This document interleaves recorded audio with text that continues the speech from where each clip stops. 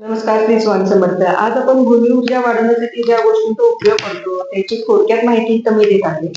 आता माझ्याकडे ज्या वस्तू अवेलेबल आहेत त्याची मी तुम्हाला माहिती सांगत आहे. हे क्रिस्टल स्पॉट आहे, हा पायराइट आहे, दिनवग्रहाची उपरत्न आहेत, काही रत्न अजून यायची आहेत, पिवळी मोती, या औषधी वनस्पतींचे फूड आहेत जे आपण वापरतो ब्रह्मनाभीमध्ये. ही आहे डोर एनर्जी वापरण्यासाठी त्या त्या दिवशीची जी पट्टी लागते ती.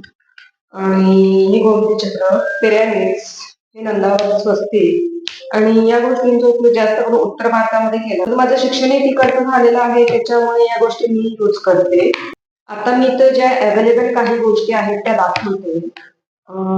या गोष्टी वापरून आपण आपल्या घराची पॉझिटिव्ह एनर्जी वाढवतो आणि निगेटिव्ह एनर्जी आपण कायम घालवू शकतो.